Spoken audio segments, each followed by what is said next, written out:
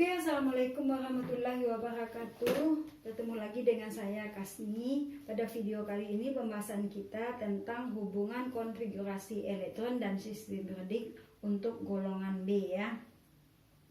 Mari kita perhatikan untuk tabel ini golongan dengan elektron valensi ya. Kita lihat golongan di sini juga ada golongan 1B, 2B, 3B, 4B, 5B, 6B, 7B, 8B.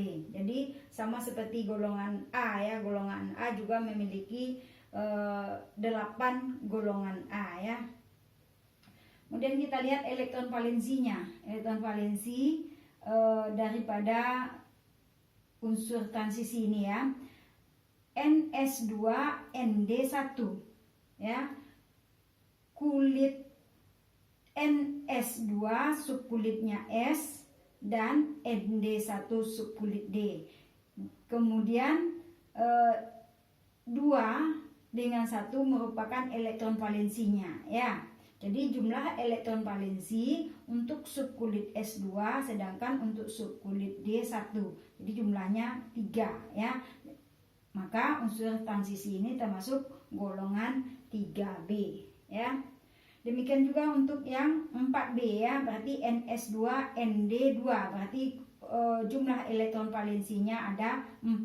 Berarti dia termasuk golongan 4B ya. Jadi dijumlahkan subkulit S dengan subkulit D untuk menentukan golongan pada unsur transisi ini ya.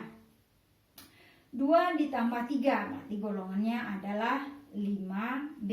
Demikian juga untuk golongan 6B, 2 ditambah 4, maka unsur transisi ini termasuk golongan 6B ya. Juga untuk 7B kita lihat 2 ditambah 5, 7 ya, berarti golongannya 7B. Nah sekarang kita perhatikan untuk yang golongan B, NS2 ND6, berarti 2 ditambah 6, berapa jumlahnya? 8, maka golongannya adalah golongan 8B. Oke.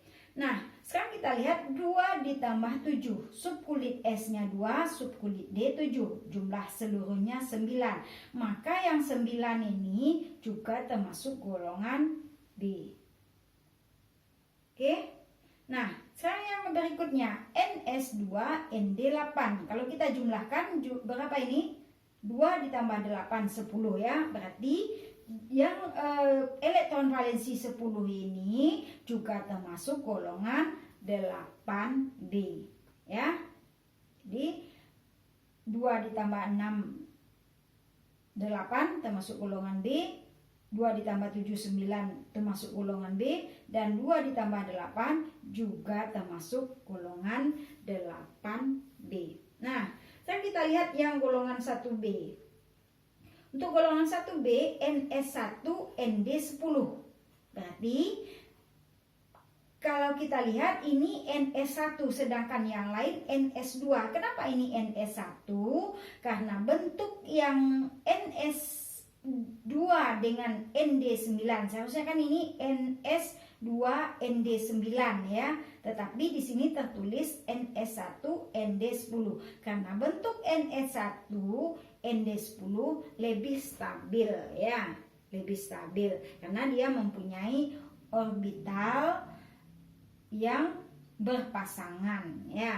Jadi ditulis NS1 ND1 ND10 ya, berarti 1 ditambah 10 11. Maka untuk yang jumlahnya 11 ini atau NS nya 1, maka dia termasuk unsur ini termasuk golongan 1B. Oke. Nah kemudian untuk yang 2B NS2 ND10, berarti jumlah elektron valensinya S dan D jumlahnya 12. Berarti kita unsur ini kita simpulkan dia termasuk golongan 2B ya. Oke. Nah kita perhatikan contoh berikut ya. MN 25. Oke. kita gunakan cara singkat, maka kita gunakan AR ya, argon. Karena argon memiliki jumlah elektron 18, maka setelah argon ini kita tuliskan, kita urutan ketiga ya, berarti setelah itu 4 S2 ya. Jadi kalau dia urutan ketiga, maka penulisan konfigurasi berikutnya adalah yang keempat. 4 S2 8 berarti 4 S22 ya, berarti ini 18, berarti 20. Kemudian 3D berapa? 5 ya. Oke. Maka golongan Mn ini golongannya adalah golongan 2 tambah 5 ya, berarti golongan 7B. Menggunakan huruf Romawi sama dengan golongan A ya untuk golongan. Periodenya dengan angka biasa ya, periode kita ambil dari kulit terbesarnya ya, atau kulit terakhirnya, bukan dari tingkat energi terakhirnya atau tingkat energi tertingginya, melainkan dari kulit terbesarnya, yaitu 4. Oke. Kemudian contoh berikutnya SC21. Oke. Maka kita buat konfigurasinya AR 4S2 3D1. Oke. 4S2 3D1. Nah, golongannya adalah golongan berarti sama dengan 2 ditambah 1, berarti golongannya 3B. Periodenya berapa? Periode 4 ya. Nah, kulit terbesarnya adalah 4. Sekarang untuk FE 26 ya.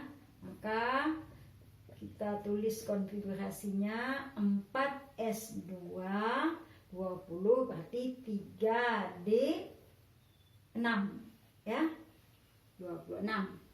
Maka golongan untuk besi ini adalah, nah kita jumlahkan ya, 2 ditambah 6 berarti golongannya adalah 8B ya. 2 tambah 6 8. Maka periode untuk Fe ini berapa? Periodenya juga 4 ya, seperti itu. Kemudian contoh lain Ag ya, Ag perak dengan nomor atomnya 47. Oke.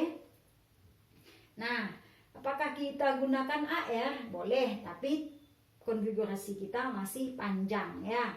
Nah, untuk yang lebih singkatnya, maka kita gunakan KR.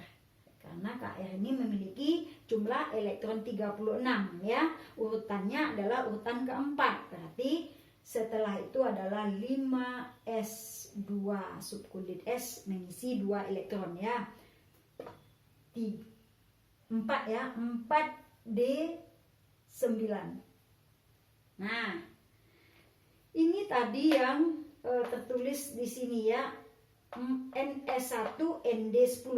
Nah, bentuk yang NS1 ND10 ini lebih stabil, maka ini bisa kita tulis 5S1 4D10. Ini bentuk ini lebih stabil dibandingkan dengan yang di atas ya, 5S2 ND9. Kemudian kita tentukan golongannya. Golongan perak ini berarti golongan 1 tambah 10 ya, berarti 11. Berarti golongannya adalah 1B sama dengan ini tadi ya. Kemudian periodenya adalah kulit terbesarnya 5, berarti periode ke-5. Oke. Nah, seperti itu ya.